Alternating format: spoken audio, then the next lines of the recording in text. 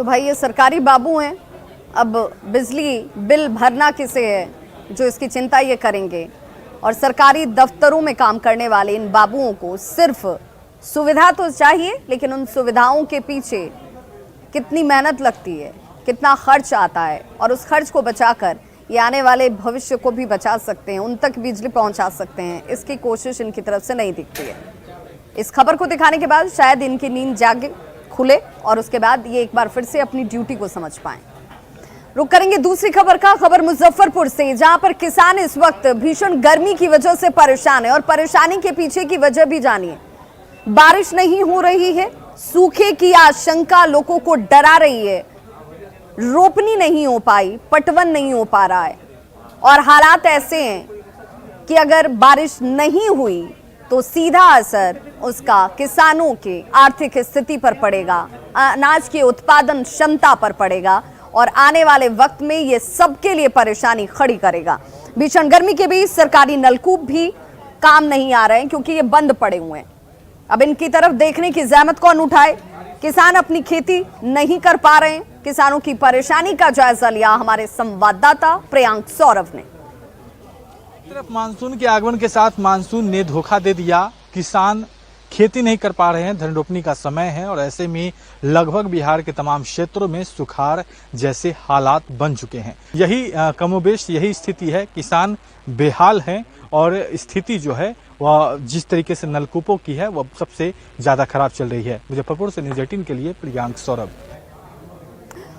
और कमोबेश स्थिति बिहार के तमाम ऐसे दूसरे जिलों में नजर आती है, क्योंकि यहाँ भी बाढ़ से लोग परेशान जरूर हो जाते हैं, लेकिन बारिश नहीं हुई तो खेतों तक पानी कैसे पहुंचेगा। गोपालगंज की तस्वीर देख लीजिए, जहां पर सुखाड़ की वजह से किसान परेशान हैं, और तीसरा ये सप्ताह बीत रहा है जुलाई महीने का, लेकिन अब तक बारिश नहीं हुई। खेतों में दरार पड़ चुकी है, रोपनी नहीं हो रही है। खेतों में पहले जहां इस समय धान के बिचड़े उगाते थे, वहां मिट्टी सूखी नजर आती है, दरारें नजर आती हैं। कई किसानों ने हालांकि नलकूप और पंपसेट के जरिए रोपनी तो कर ली, लेकिन मौसम की बेरुखी ने किसानों की परेशानी को बढ़ा दिया है। किसानों को बस इंतजार है तो बारिश का, ताकि धान की खेती बेहतर तरीके से हो सके। शेखपुरा में मत्स्य पालन को बढ़ावा देने के लिए सरकार भी काफ़ी उत्सुक दिख रही है। जिला प्रशासन भी मदद कर रहा है, मछुआरों को भी प्रोत्साहित करने के लिए कई कार्यक्रम भी चलाए जा रहे हैं।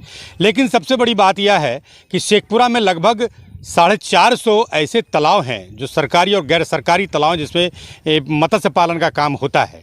लेकिन जो जून और जुलाई का महीना चल रहा है, जून समाप्त हो चुका है, बारिश नहीं होने के कारण सुखाड़ की स्थिति बनी हुई है, जिसका प्रभाव मत्स्य पालकों पर भी पड़ रहा है। मत्स्य पालक भी बैठे हुए हैं, हम उनसे भी जानना चाहेंगे कि बारिश नहीं होने के कारण क्या प्रभाव पड़ रहा है इस व्यवसाय पर। ये व्यवसाय पर बहुत बुरा प्रभाव पड़ रहा है। बारिश अगर होती तो काम शुरू होता।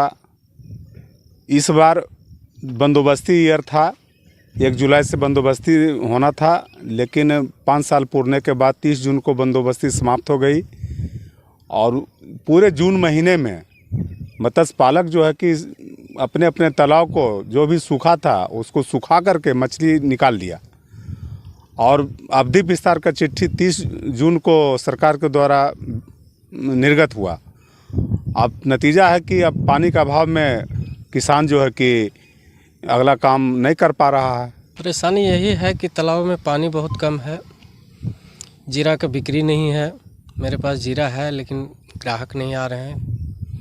यही सब पानी के अभाव से व्यापार पर भी प्रभाव पड़ रहा है जी। ये पानी नहीं रहने का, बारिश का जो पानी नहीं आया है। दूसरा है कि कहीं बोरिंग की व्यवस्था खास करके जो सरकारी तालाब है उसमें नहीं किया गया है, जिसके कारण बीज भी बर्बाद हो रहे हैं, बीज भी मर रहा है पानी बिना पानी का, और कोई खरीदार भी नहीं आ रहे हैं। अजीत कुमार सिन्हा, न्यूज़ 18 शेखपुरा। मुजफ्फरपुर से आ रही है, जहां पर बोलेरो और ऑटो के बीच जबरदस्त टक्कर हुई है। बताया जा रहा है कि तेज रफ्तार की वजह से यह हादसा हुआ, जहां पर बोलेरो और ऑटो के बीच जबरदस्त टक्कर में 6 लोग गंभीर रूप से घायल हो गए हैं। ये दोनों गाड़ियां आपस में टकराई हैं। एसकेएमसीएच में फिलहाल घायलों को भर्ती कराया गया है बेहतर इलाज के लिए। 5 लोगों की स्थिति गंभीर बताई जा रही है। तो ये बड़ी खबर इस वक्त मुजफ्फरपुर से, जहां पर बोलेरो और ऑटो के बीच जबरदस्त टक्कर में 6 लोग जख्मी हुए हैं और इन सभी की स्थिति गंभीर बताई जा रही है।